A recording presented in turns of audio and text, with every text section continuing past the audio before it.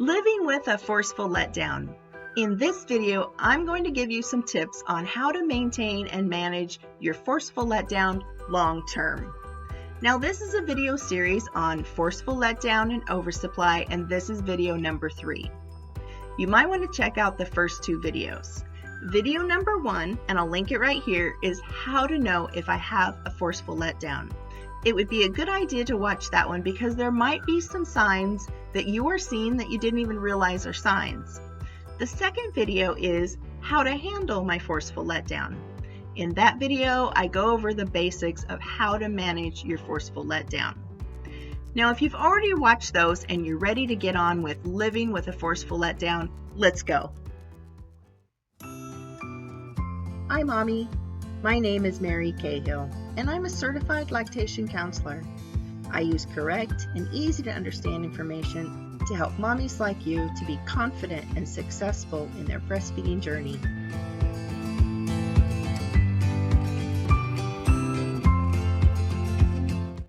Sometimes moms with a forceful letdown will become exclusive pumpers, and that's okay. Sometimes it's even necessary. But quite often, moms can learn to adjust their supply and be able to get baby back to the breast. For the moms who become an exclusive pumper, you need to keep in mind that it's still a 2-part problem. The first part is how fast the milk comes out and goes into baby, and the second part is the imbalance between your foremilk and hindmilk. So if you're going to become an exclusive pumper, you still need to keep that in mind. There still can be some problems. Baby could have painful gas, low weight gain, and some other things. So if you're going to be an exclusive pumper, you need to know that babies eat an average of 24 ounces every 24 hours if they're exclusively breastfed and they're feeding from the breast. So when you become an exclusive pumper, they should eat around that 24 ounces also. It can be as low as 18 ounces and as high as 30, but it ends up being an average of about that 24. So if you're pumping out quite a bit more milk than baby needs, you're going to have more foremilk in it. When a mom has this much foremilk and some hindmilk, baby can eat through that and get to the hindmilk. But when a mom makes so much more, baby cannot eat enough to get down to the fattier hindmilk. So you need to just be pumping out what baby needs. Moms will often tell me that their forceful letdown is under control because baby's not choking or gagging at the breast anymore. But if your baby's still having tummy issues or very high or very low weight gain, then there could still be something that needs to be managed there. As baby gets older, they'll learn how to control the flow.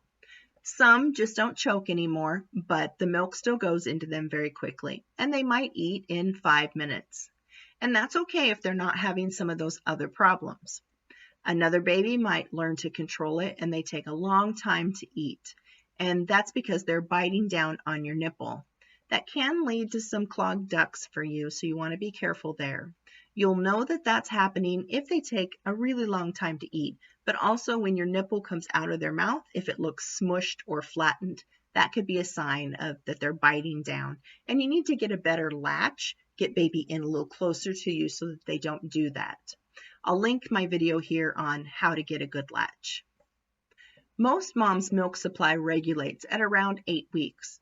But when you have this condition, it's usually not until about 3 months or even 6 months before you start to see it regulate a little bit. It may never totally regulate. For most moms, their breasts start to feel totally flat and empty, like before they were even pregnant. But for moms with this condition, tend to always feel a little bit full or engorged. That feeling of fullness isn't so much a lot of milk in there, but it's inflammation. So there's some things you can do to reduce the inflammation. Being able to get a little bit longer in between pumping or nursing sessions will help, and doing the block feeding like I talked about in the last video. As you get there and work down to that point, you'll need to use a lot of cold compresses. Cold is your friend. It helps to reduce the inflammation. Ibuprofen helps also. If you're one that it's good for you to take ibuprofen, then go right ahead. It's safe for baby. If you really can't get it under control, another way is to use cold cabbage leaves. You just apply them to your breast in your bra, leave them on for 10 to 15 minutes until they start to wilt, and then take them out. You can do that several times a day. Now, the cold cabbage leaves will help the inflammation, but they also help to reduce the supply. Now, don't get scared. Moms who have this condition get really scared that they're going to lose their supply. One of the good things about this condition is that it takes 12 to 24 hours to get your supply back up, where most moms take 3 to 5 days working on increasing their supply to even start to see an increase. So you're one that you can see an increase very quickly. There will be some things that you'll run into that will increase your supply again, so you always have to be working to get it back down. If baby's going through a growth spurt or teething or has an illness, they're going to want to be at the breast more often, and that can increase your supply. You can give baby a pacifier or use your finger to let baby suck on to help baby to be able to get past that without being at the breast quite so much if you're seeing that it's increasing your supply. Also, if you get a clogged duct, which moms that have this are more prone to clogged ducts, if you get a clogged duct, you'll have to pump or nurse often to get that clog moved out. You don't have a choice, but then you're going to see an increase in your supply, and you'll have to work over the next couple of weeks to get it back down again. Anytime you work to get it back down again, you need to do it very slowly so that you don't end up with a clogged duct. Try to keep stimulation of your breast to a minimum. So if you're wearing a loose shirt and no bra, your shirt will rub against your nipples, stimulating them and making more milk. Or if you sleep with no shirt on, the sheets could maybe rub against and stimulate your supply. Also in the shower, if you let the shower water run mostly on your chest, that can stimulate your supply. Hand expressing, if you hand express, that will greatly stimulate your supply. Now, all of these things are okay, but just know that they're going to increase supply. So if you could keep them to a minimum, would be very helpful. Moms with a forceful letdown are often more prone to clogged ducts. If you are, you can take a regular regimen of Sunflower Lecithin. You want to be sure to get sunflower and not soy. Soy is not really great for you, and it won't be as effective. You can take it once a day to maintain, and if you get a clog, you can take it up to 4 times a day.